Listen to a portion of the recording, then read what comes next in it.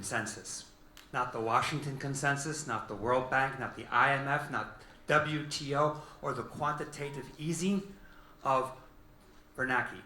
What we need, these are all systems and models which have had their place in our history, but we need new models to bring us into the future. What's the problem? The problem is greed. We were taught greed in school, capitalism. The wonderful model of Adam Smith said that greed, the invisible hand, would lead people to make all the right decisions and would always equalize markets, bring them to an equal position. However, that hasn't happened. Why? Because first of all, Adam Smith never said that. Actually, Adam Smith was talking about the market giving farmers and artisans their fair value for their hard work, and the invisible hand bringing capital back into the community. This is about fair trade, not free trade. He was talking about diversified localization, not monolithic globalization. In fact, if Adam Smith were alive today, he wouldn't be at Wall Street. He would be leading the protesters at Occupy Wall Street.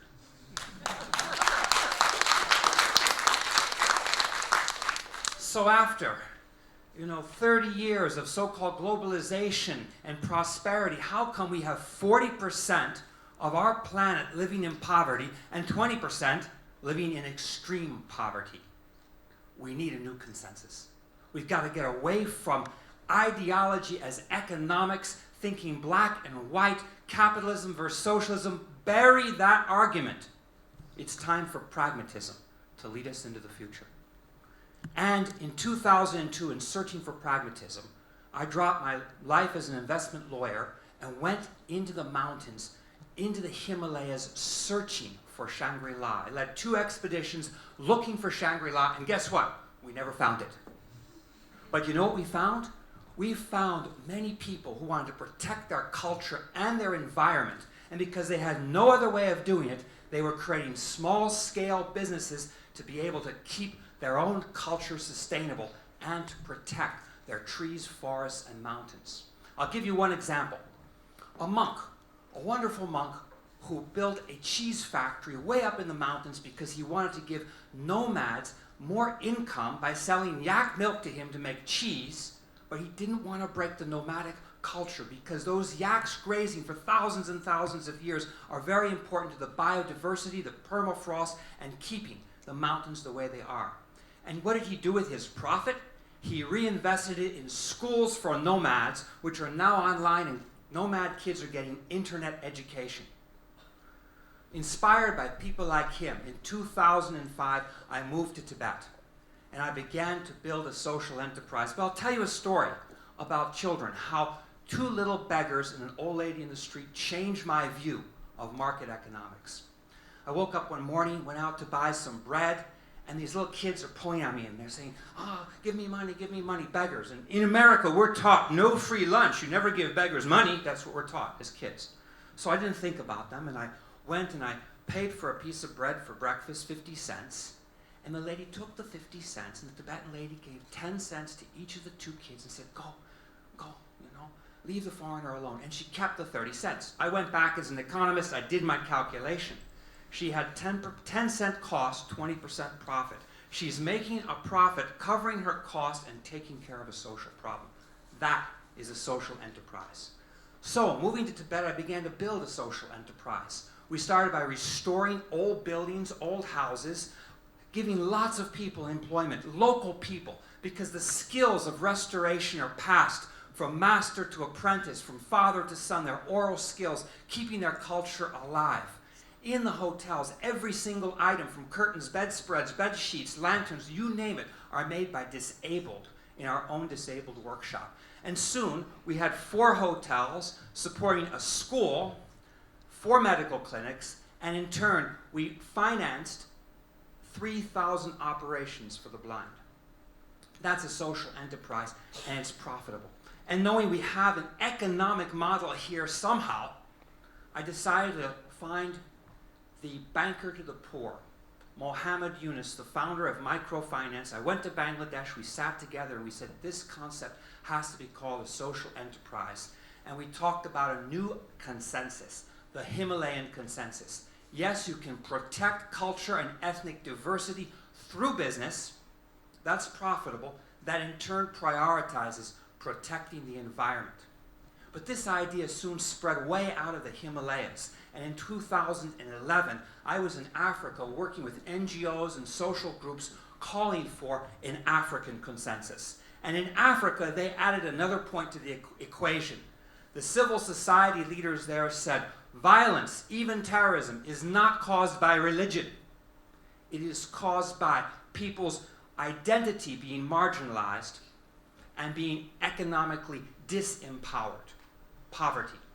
And the best way to reduce violence and terror, and you're not going to solve everything, but to certainly reduce it, is to empower people economically and give them back their identity. And of course, just like the Himalayas, Africa's facing water and food security issues. Climate change is a paramount concern to all of us. So the African Consensus as a group was invited to the UNFCCC climate change negotiations in 2011. And we sat there in the room with all these national leaders in the UN, and we realized they're not going to get anything done. They're just stalling our future. Because the reality is every single move on climate change to reduce carbon emissions is blocked by the United States, Canada, and Saudi Arabia because of the oil industry and Wall Street trading oil derivatives. Fed up, I went into the street with the protesters. I joined them. And they were calling for action for climate change, but nobody inside could hear them because the security was so strong. But a couple of African students said, come with us to our university. We're having our own conference. And there, African students were coming up with solutions for 1 million climate change jobs through renewable and efficient energy solutions to create employment to resolve Africa's unemployment problems. Thinking this is a great idea, I said, let's take this model and we'll bring it to America and we'll have a campaign for 13 million climate change jobs now. What can you do? Half of our Congress doesn't even see that climate change is a problem. They don't even believe in it. Frustrated, of all places, I went back to China. And in China, the government is well aware, through all the complaints of its citizens, of the climate problems it's facing. Absolutely frustrated with the conditions here because of high GDP. We know we need to do something because the glaciers of the Himalayas are melting, and with that, the yellow Yangtze River will melt with it. We will be without water.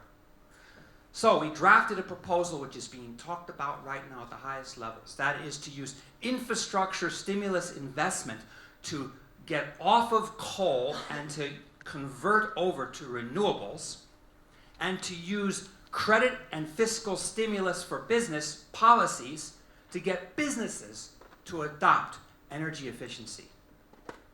You know, you can have all the money you want. You can buy your kid an education in Harvard. You can buy your kid a Ferrari, but let me ask you one question. Can you give your children water to drink? Ask yourself that. In the future, can you guarantee that your children will have water? I don't think so. Back to the Occupy, all those social groups that have been protesting, they all have called for a new consensus, but where are they today? Many of them are not in the streets, some of them still are. But a lot of them are back in their communities creating their own economies at the grassroots. Look at Spain. 54% youth unemployment, but you have 20 local currencies already issued in Spain. And all across America, people are seeking to rejuvenate their cities because our stimulus has gone to the banks. It hasn't gone to the people. The people are resolving it themselves by creating their own solutions. And on an entirely different level, you have the nations that were once underdeveloped, the BRICS, Brazil, Russia, India, China, South Africa, who are now developed because capital flows have changed, which are calling for a new financial architecture to address real problems.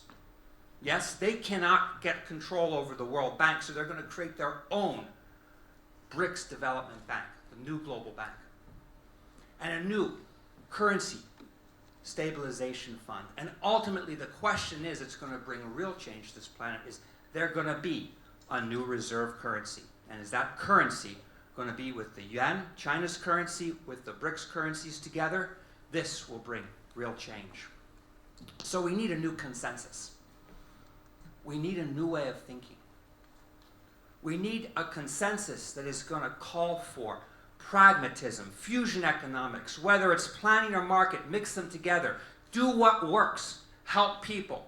We need compassionate capital, that is getting capital to communities to empower people, stakeholder value in those communities, and green growth as the next economic driver for the whole planet. You know, we always need a term for something like this, and I'm thinking to myself, we should not call it neoliberal economics, which is really what's gotten us into the mess we are today, market fundamentalism, using economics as ideology. We should be more pragmatic. We should be calling it new liberal economics.